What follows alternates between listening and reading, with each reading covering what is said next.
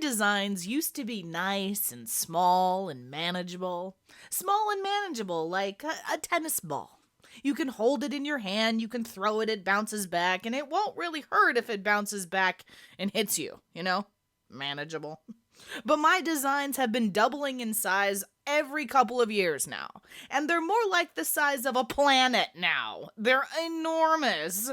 My old simulator that used to bounce around quickly and help me debug, that was great back in the day, but now it's way too slow. I need something much faster, more powerful. Something like a rocket. Hi, I'm Amelia Dalton, host of Chalk Talk. Crazy tennis ball rocket analogies aside, performance is a huge issue in simulation these days. My guest is David Lidrbauch from Cadence Design Systems, and we're going to talk about RocketSim, the fastest digital simulator from Cadence. Zoom! See what I did there with the whole rocket theme? Anyway. Before we get started, don't forget to click that link. There you can find out even more information about RocketSim from Cadence. Hi, Dave. Thank you so much for joining me today. Hi, Amelia. Thanks for having me over. Okay, so our designs are getting really large and complex, and it seems kind of like our simulation technology is running out of gas. The designs, the SoCs are getting huge, and they're really overtaking the capacity of the engines, but there is a lot of room available.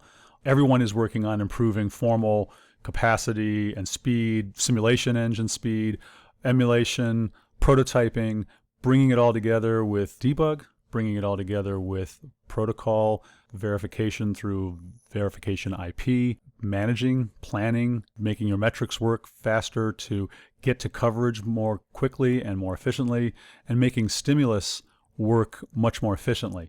So there's room available and there's a lot of progress going on, but it seems to be being overwhelmed by the complexity and the size of the designs that people are needing today. All right, so when it comes to simulation performance and throughput in particular, Dave, it feels like my problems are growing faster than the evolutionary improvements in simulators. Amelia, it does feel that way. There's been significant effort and investment and improvement in the multiple engines in the simulator. Timing engines, constraint solvers, randomization, test bench engines, a lot of movement forward in those areas. But the logic design engine is 20 years old. The first generation was the old Verilog XL interpreted code engine. The event-driven compiled code engine that we're all using today is really not keeping up with the growth of capacity in the design side. And that's where we really need more than an evolutionary change. We need a revolutionary improvement in the engine. RocketSim is that revolutionary change. It's a third-generation simulation engine that uses massively parallel techniques to give dramatic improvements in simulation performance. Okay, so Dave, I haven't heard about RocketSim. Where does RocketSim come from? Yes, RocketSim came from Rocketick. They put 9 years into developing this technology. Cadence has acquired them in April 2016. This multi-core technology brings a scalability and dramatic gains in critical use cases for SoC designs. What's interesting is it runs on standard server core resources, not on GPUs. And what's really exciting about this is that this technology has been used on many designs and tapeouts already, and it's available today. Okay, so I know that these things change depending on what kind of designs I'm doing, but why exactly does my mileage vary? Your mileage varies based on the amount of events, the density of the events, and where those events are located. Okay. So if you think of the design as part test bench and part design, as we said, this third generation design simulator is focused on massively accelerating the design side of the problem. Right, okay. So what's really cool is if you take something like DFT gate level problems, week-long runs, very light test bench, but just massive amounts of event data going on, the ability to identify the independent parallel pieces, parallelizable, acceleratable pieces, and accelerate that separately brings us these 10 to 30x improvements in throughput. Okay. If we bring it back to gate-level functional simulation, there you're dealing with a much more functional, much more useful, purpose-built test bench. So you're running your events through your I/O. You're really trying to accomplish functional designs and test to make sure things are working the way they're supposed to. So there typically you're getting more of a balance between the event level on the design side and the event level on the test bench side. And so you're seeing more of a 5 to 10x improvement. And on System Verilog and RTL and Verilog, you're seeing a lot of other goals going on there that are, again, changing the proportion of where the events are, what the density is, and where the gaps are in between levels of events. And so that can have a big effect. And that sometimes brings it down to 2 to 6x improvement. Okay, so how exactly is this different from the compiled code simulator that I'm using now? So it's different in a couple of ways. Effectively, we're going to focus on acceleratable versus non-acceleratable parts of our verification environment. Okay. So we can take my incisive simulation and run everything on that. And then if we can identify and partition out, basically divide the design side and apply that to the RocketSim parallel part of the simulation and leave what still needs to be on the test bench side and in the incisive simulator, then we have that running over there. So that's that partition we're talking about. What's really useful about this is that I don't have to pre-process my design as I would maybe for an emulator. I don't need to use it in a different way with a different interface. I don't need to change my design or my test bench environment. I partition that, parse it. I apply the parts that are not acceleratable into the incisive simulation side, and I apply the parts that are acceleratable into the massively parallel RocketSim side for an overall dramatic improvement in throughput. The other difference is that in this case, we're still dealing with 4-state logic, including X's and Z's. So all of the things that I could do in my normal compiled code simulator, I can still do in the RocketSim side. I can chase X's for X propagation, for reset verification. I can deal with the Z's, the 1s, the 0s, the X's as I need to. I can do my debugging through my incisive simulator. So my learning curve is very, very small. Okay. So I don't need hardware anymore. Is that what you're saying? Well, hardware for emulation and for prototyping address much different needs.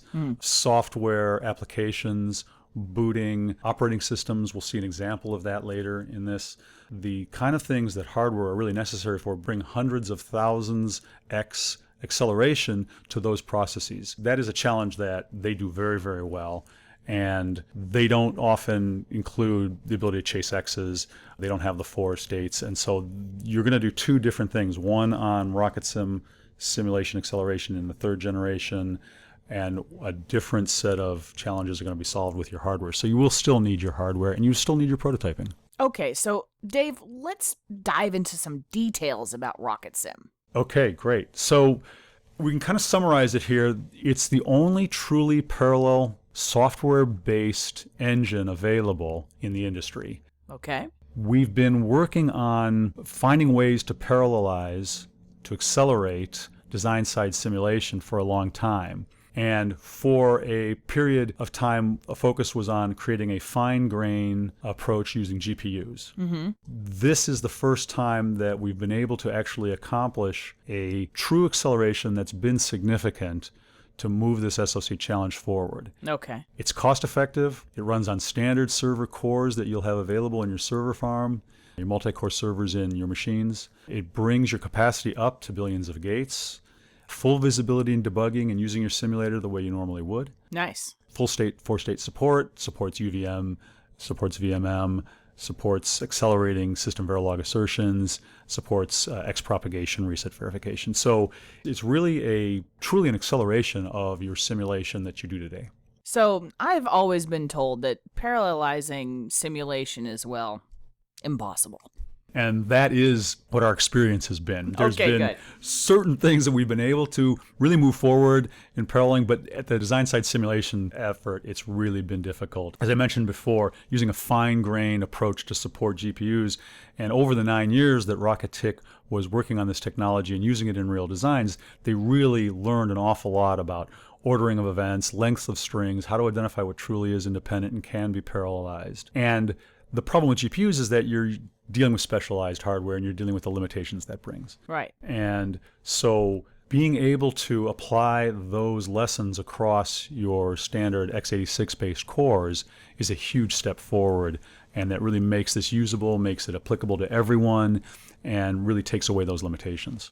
Well, and dependencies are the trick, right? The dependencies are key. The compiled code simulators don't even think in the way that RocketSim thinks about this design side simulation. Okay. As you see in the slide with the intricacies of how these events are related to each other and not knowing what's going to come from where, being able to take and determine those dependencies and those parallelizations and apply them across the cores in this third generation engine really makes the difference and really breaks that dependency barrier. Okay. So in this demo, we're going to take a 32 million plus gate design, and it's an ARM-based set of cores, and we're going to actually boot the operating system and then run a number of tests in parallel within this design. We use Perspec to generate the test bench. Perspec's a tool used to generate software-driven tests, and these are used to automate the development of real-world cases for SOC verification. Interestingly, this powerful test bench is very lightweight. As you'll see in a moment through the actual results, we can see here some of the raw results of Incisive compared with the RocketSim simulation. So with Incisive only versus RocketSim, you can see differences. And if you look at the graph at the bottom, you can see that the booting up of the operating system for this ARM-based SoC is got about a 2x improvement in speed up.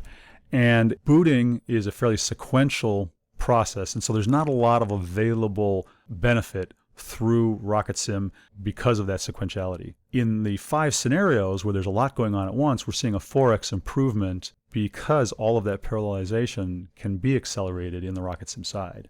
And as we watch the simulation results here, on the right side is your Incisive simulation running, and you'll see the results climb across the screen as time goes on. And in parallel with that, we'll see how much faster the RocketSim solution speeds through this simulation on the left side of the screen. Okay, I get it. RocketSim is running a lot faster. Yeah, and I apologize for this lame demo. We've got a third generation simulation engine and a first generation demo seeing text climb up the screen. Well, but it is moving a lot faster. We are seeing that actually happen right here. Excellent. All right, Dave, can you recap your main points for me? Yes. So I think the most important thing is that within the Incisive simulation engine, it's still important, and we continue to drive every one of those engines to the best performance they can accomplish. It's important at the simulation side for the test benches, for the randomization, for constraint solving. But where we really can make a huge improvement is orders of magnitude improvement in the third generation that RocketSim brings to the design side of the simulation through this massively parallel technology. Excellent. Well, I think that's all I have time for today. Thank you so much for joining me, Dave. Amelia, I really appreciate you taking the time to let me be here. And before we go, don't forget to click that link. There you can find out more information about RocketSim from Cadence Design Systems. For Chalk Talks, I'm Amelia Dalton from eejournal.com. For more Chalk Talks, head on over to the on-demand section of eejournal.com or check out YouTube, keyword EEJournal.